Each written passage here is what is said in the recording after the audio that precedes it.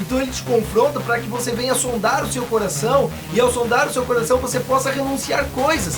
E aí, cara, se você renunciar essas coisas...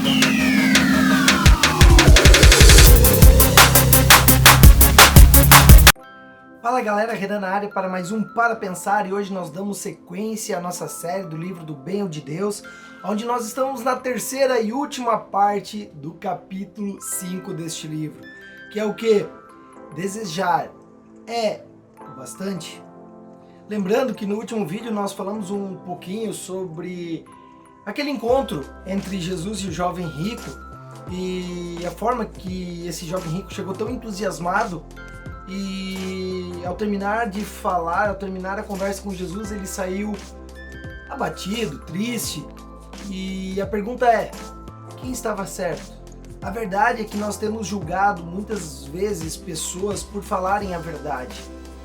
E deixa eu te falar uma coisa, existem várias formas de você demonstrar o amor. E uma delas é o amor que transforma o caráter. Isso é, quando realmente você está preocupado com alguém, você corrige aquela pessoa, você fala a verdade. E quando isso é levado para o mundo espiritual da palavra de Deus, falar a verdade e tratar o caráter da pessoa, isso é amor. Por quê? Porque você está preocupado com o futuro dessa pessoa. Que futuro, Renan? Não o futuro de quando ela tiver 50, 60, 70 anos, mas a eternidade dela. Então, cara, você pode correr atrás de todas as coisas, você pode buscar o amor em tantas coisas, mas busque o amor naqueles que falam a verdade pra você. Porque quando eles estão falando a verdade, por mais que tá doendo dentro de você, é aquilo que você precisa ouvir. E se tá doendo dentro de você, você tem que parar tudo e analisar que é muito provável que aquilo seja a verdade que você precisa ouvir. Então nós temos confundido o que é o amor. Quando meu filho pede algo para comer, e esse algo é um chocolate, e é à noite, eu falo, não filho, você não vai comer. E ele chora muitas vezes, mas ele precisa ouvir o não, porque eu tô pensando no bem dele, porque ele já comeu durante o dia um chocolate. Então eu não posso ficar dando chocolate, porque eu sei que isso vai fazer mal para a saúde dele. Ele chora, ele não entende, mas eu sei o que é melhor para ele.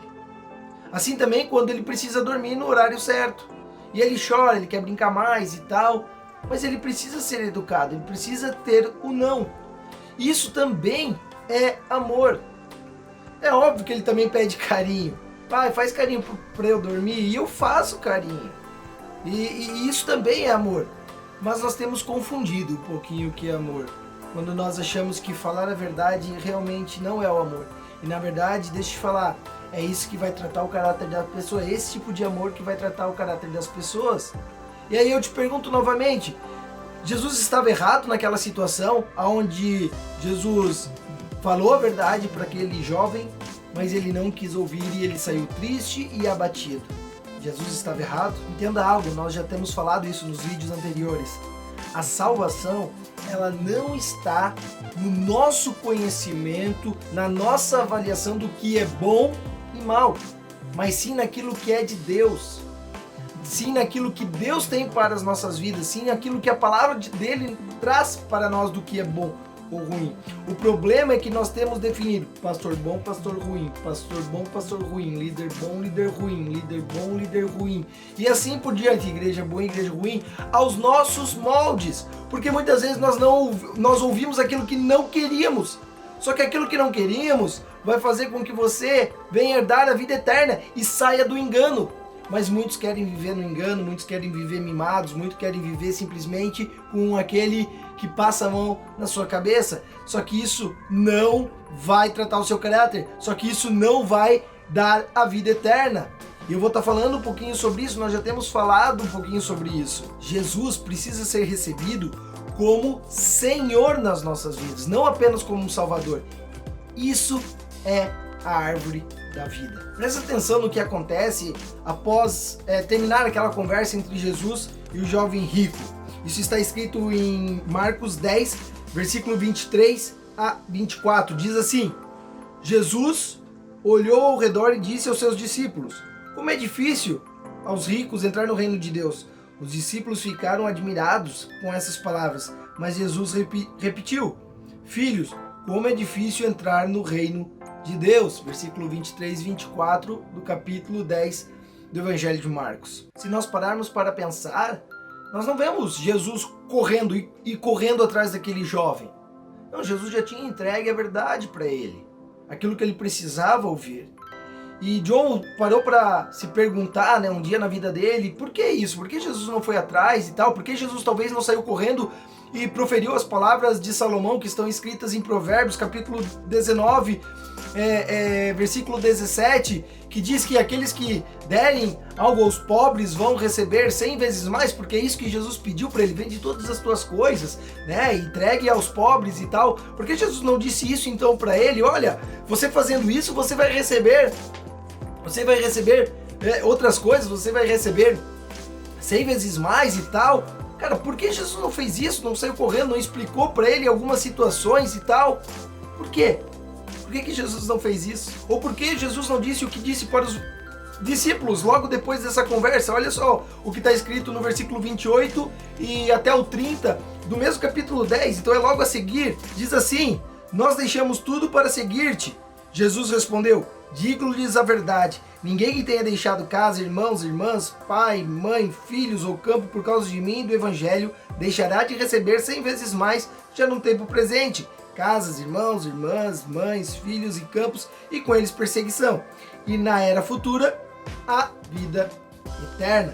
Por que Jesus não disse isso para ele? Por que pareceu que Jesus estava retendo? Porque Jesus sabia a palavra que estava em Provérbios, profere algo similar, agora nos versículos 28 a 30, aos discípulos, logo após aquela conversa. Então por que parece que Jesus estava retendo essa informação? Entenda uma coisa, presta atenção. Jesus, quando chamou seus discípulos, Pedro, Tiago, João, ele não falou nenhum benefício ou nenhuma bênção que eles iriam receber. Ele simplesmente falou: sigam. E eles seguiram. Isto é, qual é a motivação de você seguir a Jesus? Jesus não é para ser seguido por aquilo que ele pode dar, mas devemos seguir Jesus por aquilo que ele é. Ele é Jesus Cristo, o Filho do Deus vivo. Ele é o Senhor, ele é o Rei do Universo. É por isso que nós seguimos ele, por quem ele é, e não por aquilo que ele pode dar. E essa é uma diferença grande. Se o dinheiro fosse a motivação de Pedro, Tiago, André, para seguir Jesus, eles nunca tinham deixado o seu negócio. Mas a motivação deles não era essa. Eles sabiam que Jesus tinha o quê? Tinha as palavras de vida eterna. Olha, presta atenção no que John diz nesse ponto. Entenda bem isso. Ele diz assim, Deus nunca exigiu que uma pessoa fosse perfeita para seguir Jesus. Deus nunca exigiu que alguém fosse perfeito para segui-lo, para seguir Jesus. Ele só pede a disposição e o compromisso de obedecer a ele. Estar debaixo do senhorio, como nós já falamos, é estar obediente a ele. É a única coisa que Deus te pede. Aquele jovem rico poderia até ser mais refinado, ter mais sabedoria aos olhos humanos, do que Pedro. Só que Pedro estava disposto a obedecer debaixo de qualquer condição. Simplesmente ele iria obedecer e ponto final. Em resumo, é isso que Jesus pede para nós hoje. Abandonar tudo e segui-lo.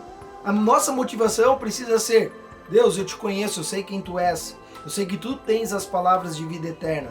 E ponto final. E isso nos motiva a segui-lo. E a nossa disposição é: Deus, eu te sigo. Independente daquilo que você vai me pedir, eu te sigo. Se estudarmos os ministérios de Pedro, Paulo e todos os outros discípulos, nós veremos que as mensagens deles estavam alinhadas exatamente com aquilo que Jesus tinha pregado para aquele jovem rico. Só que hoje nós temos nos desviado dessa mensagem. E isso tem feito com que muitas pessoas achem que pertencem a Jesus, quando na verdade elas não pertencem. Nós temos que retornar ao senhorio de Jesus para então conseguirmos nos alimentar daquilo que realmente importa para as nossas vidas, para que nós venhamos a ter o quê? Um fundamento saudável. É disso que nós estamos tratando, de um fundamento saudável, para termos o quê? Então uma vida cristã saudável, porque senão vão vir virão rachaduras na nossa vida, nós vamos ruir, e esse é o problema. Quando vier a tempestade, nós vamos cair. Será que nós estamos debaixo do senhorio de Deus? Será que nós aceitamos o senhorio de Jesus? Porque se nós não aceitamos, nós simplesmente estamos brincando de ser cristãos.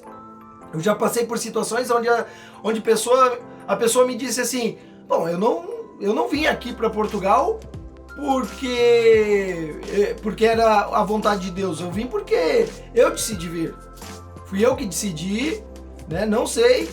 Eu decidi, pronto, final. Vou fazer isso, quero uma vida melhor para minha família. A minha pergunta é essa: a pessoa está debaixo do senhorio de Deus? Não, ela não está debaixo do senhorio, porque ela está sempre decidindo aquilo que ela acha melhor. E isso está fazendo com que ela se alimente ainda da árvore errada. Nós não estarmos debaixo do senhorio de Deus faz com que nós continuemos a se alimentar da árvore errada. O que nós entendemos como bom para as nossas famílias, bom para as nossas vidas, tem nos roubado o melhor que Deus tem para as nossas vidas, e nós não temos entendido isso. Nós perdemos muitas vezes as bênçãos que Deus tem, as grandes bênçãos que Deus tem para derramar sobre as nossas vidas, aquilo que Ele quer derramar sobre as nossas vidas, porque nós temos trocado a mensagem da Bíblia, a mensagem bíblica verdadeira, essa que Jesus pregou para o jovem rico, a verdade, e nós temos trocado isso por aquilo que aos nossos olhos é bom. Por isso nós temos perdido as grandes bênçãos de Deus para nós. Reflita sobre essa realidade. Se aquele jovem rico viesse hoje em uma de nossas igrejas modernas, ele teria sido salvo e logo mais já seria um crente estimado, né? Teria talvez algum cargo ou tal, mas a realidade é que em muitas igrejas hoje ele teria sido salvo. Isso foi o que aconteceu naquele exato momento. Quando Jesus conversou com ele? Não. Jesus mostrou a realidade daquilo que ele precisava mudar no seu coração. Será que nós temos tido uma palavra onde confronta as pessoas para mudarem o seu coração?